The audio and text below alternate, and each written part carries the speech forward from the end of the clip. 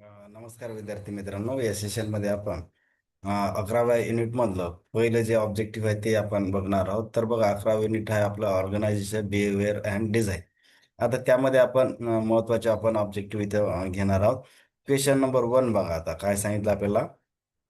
Blank space दिलेली आहे आणि म्हटलं is the framework that explain how individual group and organizational factors interact to influence employees behaviour and overall performance of the organising.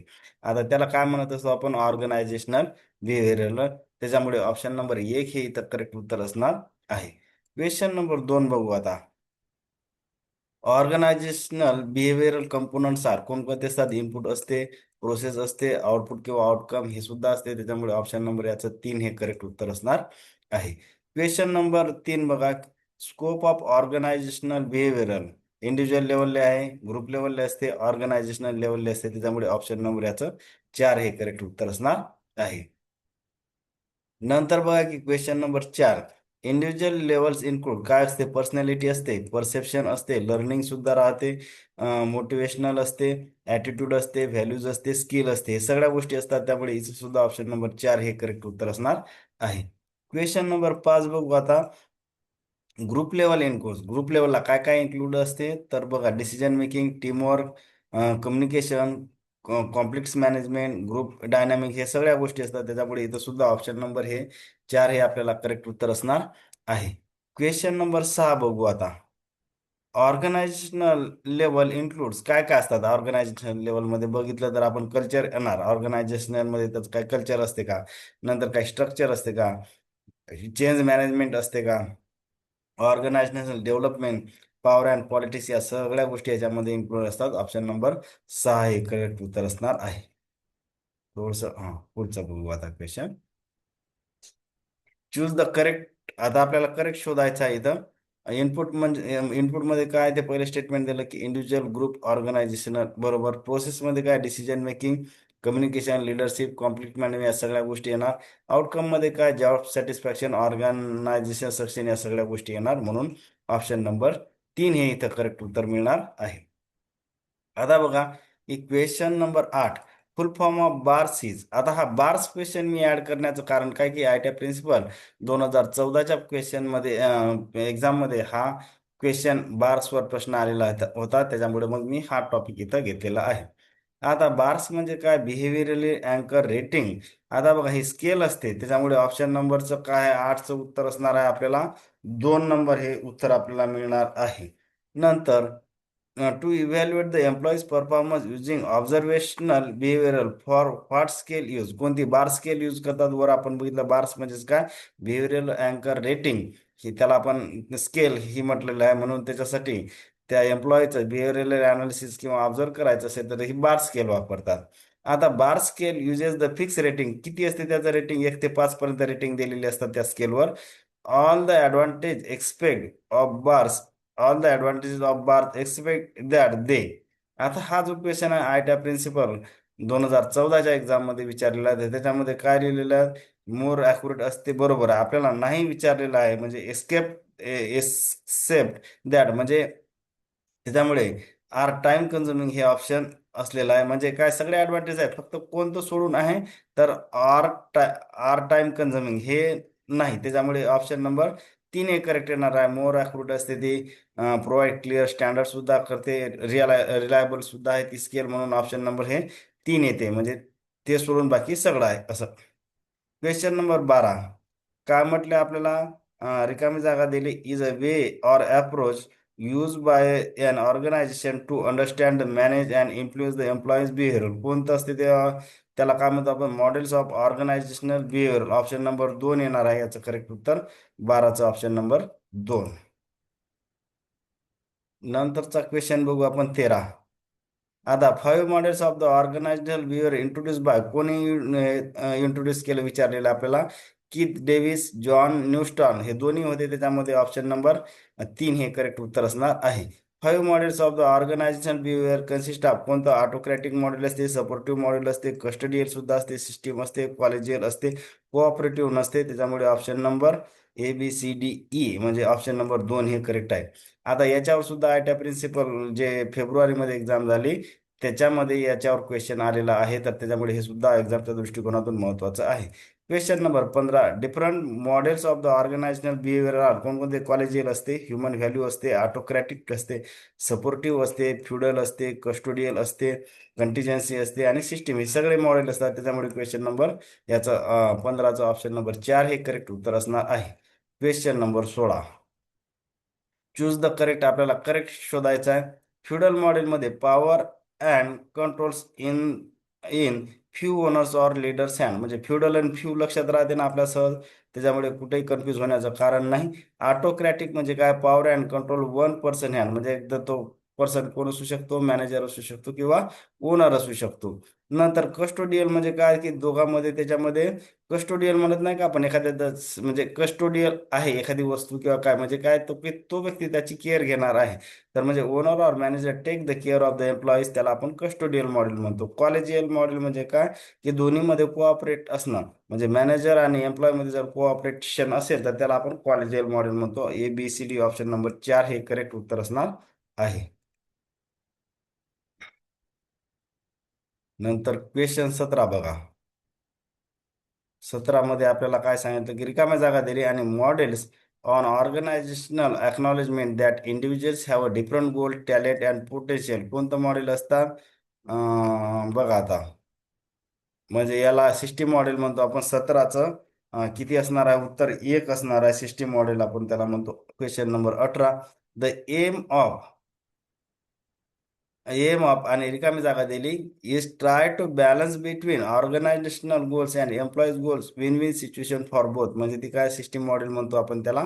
नंतर सायको बघा 19 मध्ये काय दिलं आपल्याला? Psycho analytic theory given by कोणाची आहे? सिग्मंड. हे सिग्मंड आहे इथं असं वाचताना. सिग्मंड फ्रीड यांची आहे थेरी. Option number 1. नंतर question, according to Sigmund Freud human personality shape by कोणकोणते? अनकॉन्शियस डिझायर असते, चाइल्डहुड एक्सपिरियन्स असते, नंतर इंटरनल सायकोलॉजिकल कॉम्प्लीट, हे तिन्ही पण असतात. ऑप्शन नंबर 3 हे याचं करेक्ट उत्तर असणार आहे. क्वेश्चन 20 झाले. आता 21 नंबरचा क्वेश्चन. आता बघा की 21 नंबर, according to Sigmund Freud personality has a 3 component विचार. कोणतं? आयडी असते, इगो असते, सुपर इगो. हे डिसिप्लिन नाही याच्यानुसार त्याच्यामुळे ऑप्शन नंबर 1 हे करेक्ट उत्तर असणार आहे. क्वेश्चन नंबर 22 बघा आपण, are the belief principle that guide the personal decision and action, त्याला आपण व्हॅल्यू म्हणत असतो. ऑप्शन नंबर 1 करेक्ट आहे. Question number 23, Milton Rokeach suggest two types of value. कोणकोणते असते? Terminal value, instrumentation value. हे टेक्नॉलॉजिकल व्हॅल्यू नसते. ऑप्शन नंबर 1 हे करेक्ट उत्तर असणार आहे. Question number 24, choose the correct. Terminal value मध्ये काय असते? हॅपीनेस असेल, सेल्फ रिस्पेक्ट, पीस, इक्वॅलिटी. आणि इन्स्ट्रुमेंटेशनल व्हॅल्यू मध्ये काय असते? हार्डवर्क आणि हॉनेस्टी. ऑप्शन नंबर त्याचं 3 हे करेक्ट आहे. Theory of deontology develop by Immanuel कांटची थेरी आहे, फार फेमस थेरी आहे. आता बघा हे असे प्रश्न खूप येतात एक्झाम मध्ये. म्हणजे जर आपण ITI प्रिन्सिपल गट फेब्रुवारीमध्ये झाले त्याच्यावर सुद्धा या थेरीवर प्रश्न एक आलेला आहे.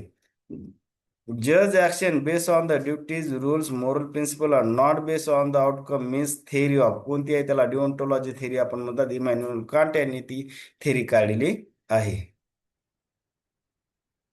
21 झाले. 26 झाले. क्वेश्चन नंबर 27, हा, युटिलिटेरियनिझम थेरी इंट्रोड्यूस बाय कोणाची आहे ती थेरी? जेरोमी बेंथम यांची आहे थेरी. ऑप्शन नंबर 27चं किती असणार आहे? तर ऑप्शन नंबर त्याचं 27 नंबरचा क्वेश्चनचा एक ऑप्शन असणार आहे. क्वेश्चन नंबर 28 बघा, evaluate morality base and outcome or consequence theory suggest this. काय असते ते? युटिलिटेरिटी असते ना. हा क्वेश्चन ITI प्रिन्सिपल गट जे फेब्रुवारीमध्ये झाले त्याच्यामध्ये हा क्वेश्चन आलेला. ऑप्शन नंबर 1 हे त्याचं करेक्ट उत्तर असणार आहे.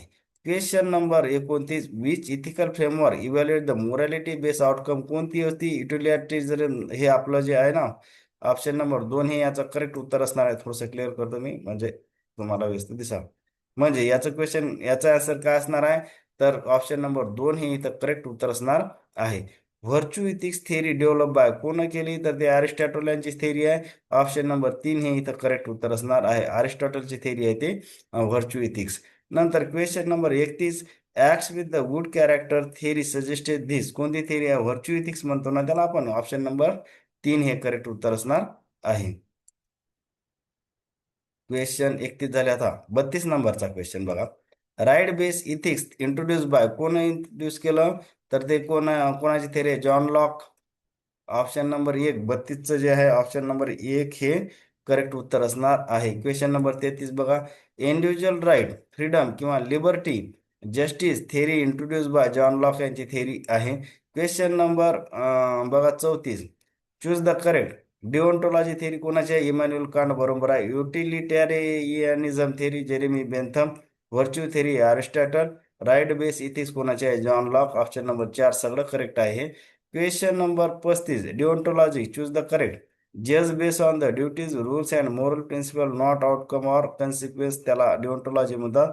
युटिलिटेरियाझम evaluate morality base on outcome. Virtue ethics base on the good character. Right base ethics individual rights म्हणजे फ्रीडम, लिबर्टी, जस्टिस याच्यावर असतात, म्हणजे ऑप्शन नंबर 4.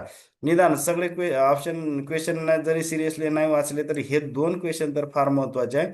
जर तुम्ही एमपीसीच्या क्वेश्चन पत्रिका बघितल्या तर प्रत्येक पेपरमध्ये या 34 आणि 35 हे जे आपण लिहिलं ना त्याच्यावर प्रश्न आलेलेच आहेत. तुम्ही फेब्रुवारी 2026चा आय टी प्रिन्सिपल गट अ बघा किंवा राज्यसेवेचा मेनचे HRD चे पेपर बघा, त्याच्यामध्ये ह्याच्यावर प्रश्न आलेले आहेत. त्याच्यामुळे ह्याच्यावर प्रश्न येण्याचे फार चान्सेस असते. त्याच्यामुळे 34 आणि 35 नंबरचा क्वेश्चन हे फार सिरियसली आपण त्याच्याकडं बघणार आहोत.